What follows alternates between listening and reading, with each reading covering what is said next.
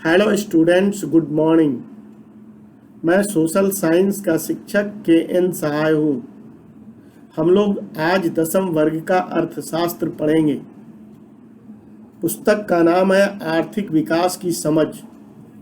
उसका प्रथम पाठ है विकास। विभिन्न व्यक्तियों का विकास के संबंध में विभिन्न लक्ष्य होते हैं। अलग अलग व्यक्तियों का लक्ष्य या आकांक्षाएं अपनी ज़रूरतों के अनुरूप होती है। उदाहरण के लिए भूमिहीन ग्रामीण मजदूर के विकास के लक्ष्य और आकांक्षाएं इस प्रकार हैं। वह काम करने के अधिक दिन और बेहतर मजदूरी चाहता है। स्थानीय स्कूल उनके बच्चों को उत्तम शिक्षा प्रदान करे और उसमें सक्षम हो, यह चाहता है। कोई सामाजिक भेदभाव उसके साथ नहीं हो और गांव में वे या उनके पुत्र नेता बन सकें।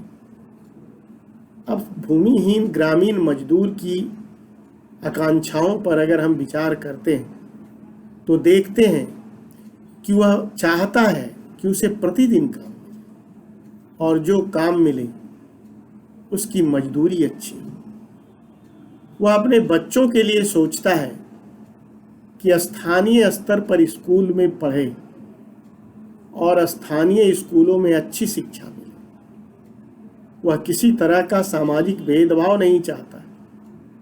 वह चाहता है कि मेरा बेटा कम से कम गांव का नेता बने। जबकि पंजाब के समृद्ध किसान की बात अगर हम करें तो उनकी आकांक्षाएं इससे भिन्न हैं।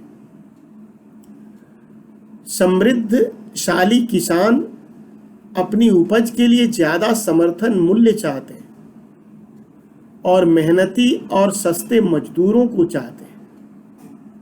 उच्च पारिवारिक आय सुनिश्चित करना चाहते हैं और अपने बच्चे को विदेश में बसाना चाहते हैं। अर्थात पंजाब के समृद्ध किसान की ये आकांक्षाएं हैं कि वह जो फसल उपजाता है उसे समर्थन मूल्य अधिक से अधिक मिले। जिस मजदूर से वह काम लेता है वह मेहनती हो, परिश्रमी हो, परंतु कम से कम मजदूरी पर काम करे। अपने परिवार की आय सुनिश्चित करने के लिए वह अधिक से अधिक आय चाहता है और अपने बच्चों से उम्मीद रखता है कि वह विदेशों में पढ़े और वहीं बस जाए। हम यहाँ देखते हैं कि भूमिहीन गरीब मजदूर और पंजाब के समृद्ध किसान के आकांक्षाओं में आसमान जमीन का अंतर है। ऐसी चीजें चाहते हैं वे जो उनके लिए सर्वाधिक महत्वपूर्ण है, अर्थात वे चीजें जो उनकी आकांक्षाओं और इच्छाओं को पूरा कर सके। वास्तव में कई बार दो व्यक्ति या दो गुट ऐसी चीजें चाह सकते हैं जिनमें परस्पर विरोधी हो सकता है। एक लड़की अपने भाई से समकक्ष आज़ादी और अवसर मिलने और भाई भी घर के कामकाज में हाथ बटाएगा की आशा रखती है। हो सकता है कि भाई को यह पसंद ना हो। इसी तरह अधिक बिजली पाने के लिए उद्योगपति ज़्यादा बांध चाहते हैं, लेकिन इससे जमीन जलमग्न हो सकती है और उन लोगों का जीवन अस्त व्यस्त हो सकता है जो बेघर हो जाएं, जैसे कि आदिवासी। वे उनका विरोध कर सकते हैं और हो सकता है कि वे अपने खेतों की सिंचाई के लिए केवल छोटे चेक बांध या तालाब पसंद करें। इस तरह दो बातें साफ हैं। एक, अलग अलग लोगों के विकास के लक्ष्य भिन्न हो सकते हैं और दूसरा, एक के लिए जो विकास है वह दूसरे के लिए विकास न हो, यहाँ तक कि वह दूसरे के लिए विनाशकारी भी हो सकता है। अब हम आय और अन्य लक्ष्य के बारे में पढ़ेंगे। लोग चाहते हैं कि उन्हें नियमित काम, बेहतर मजदूरी और अपनी उपज अथवा अन्य उत्पादों के लिए अच्छी कीमतें मिलें। दूसरे शब्दों में वे ज़्यादा आय चाहते हैं, किसी भी तरह से ज्यादा आय चाहने के अतिरिक्त लोग बराबरी का व्यवहार, स्वतंत्रता, सुरक्षा और दूसरों से आदर मिलने की इच्छा भी रखते हैं। वे भेदभाव से अप्रसन्न होते हैं। ये सभी महत्वपूर्ण लक्ष्य हैं, बल्कि कुछ मामलों में वे अधिक आय और अधिक उपभोग से अधिक महत्वपूर्ण हो सकते हैं, क्योंकि जीने के लिए केवल भौतिक वस्तुएं ही पर्याप्त नहीं होती। द्रव्य या उससे खरीदी जा सकने वाली भौतिक वस्तुएं एक कारक है जिस पर हमारा जीवन निर्भर है, लेकिन हमारा बेहतर जीवन अभौतिक वस्तुओं पर भी निर्भर करता है। अपने जीवन में अपने मित्रों की भूमिका के बारे में जरा सोचिए।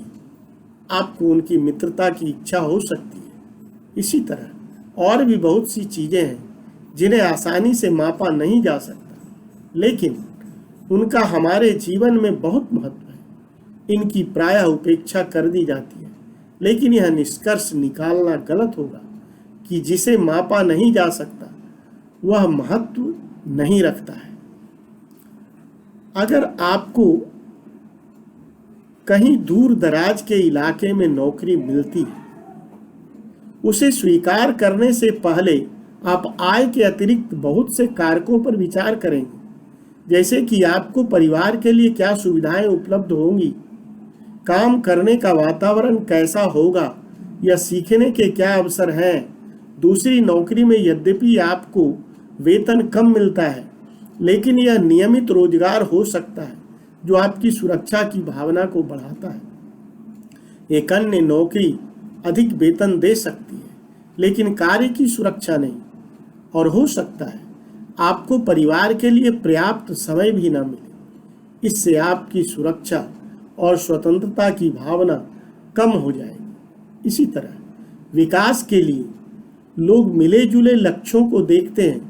यह सच है कि यदि महिलाएं वेतनभोगी कार्य करती हैं तो घर और समाज में उनका आदर बढ़ता है। तथापि यह भी सच है कि अगर महिलाओं के लिए आदर है तो घर में उनके काम काज में ज़्यादा हाथ बटाया जाएगा और घर से बाहर काम करने वाली महिलाओं को अधिक स्वीकार किया जाएगा। सुरक्षित और संरक्षित वातावरण के कारण ज़्यादा महिलाएं विभिन्न प्रकार की नौकरियां या व्यापार कर सकती हैं। इसलिए लोगों के विकास के लक्ष्य केवल बेहतर आय के ही नहीं होते, बल्कि जीवन में अन्य महत्वपूर्ण चीजों के बारे में भी होते हैं। अब राष्ट्रीय विकास को हम लोग पढ़ेंगे। यदि लोगों के लक्ष्य भिन्न हैं तो उनकी राष्ट्रीय विकास के बारे में धारणा भी भिन्न होगी। संभव है कि कक्षा के विभिन्न विद्यार्थियों ने उपयुक्त प्रश्नों के अलग अलग उत्तर दिए होंगे। हो सकता है आपने स्वयं इन प्रश्नों के बारे में उत्तर सोचे हों और उनमें से किसी एक के विषय में आप स्वयं भी निश्चित न हो। यह समझना बहुत आवश्यक है कि देश के विकास के विषय में विभिन्न लोगों की धारणाएं भिन्न या परस्पर विरोधी हो सकती हैं। जब हम भिन्न भिन्न चीजों की तुलना करते हैं तो उसमें सामान्यताएं और अंतर दोनों हो सकते हैं। कक्षा में विद्यार्थियों को ही देखते हैं।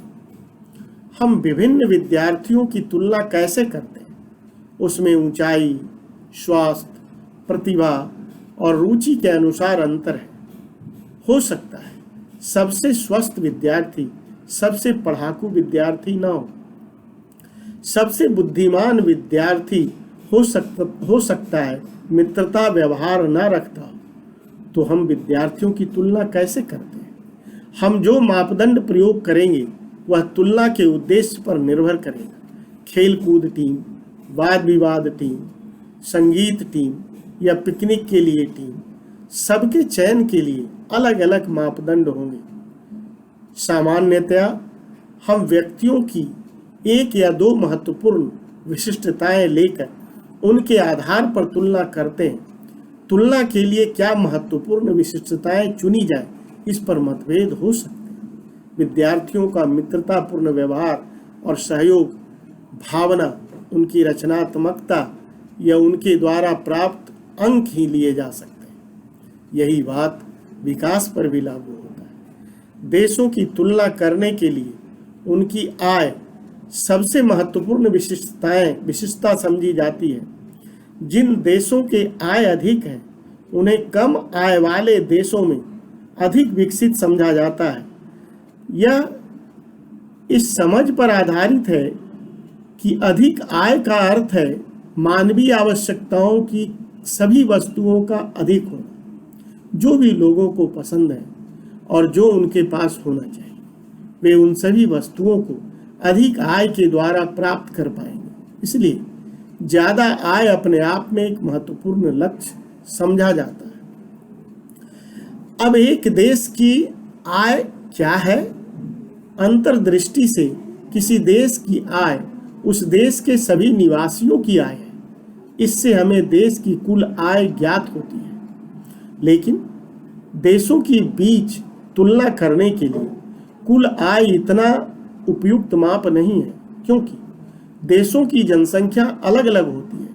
कुल आय की तुलना अपने से करने से हमें यह ज्ञान नहीं होगा कि औसत व्यक्ति क्या कमा सकता है।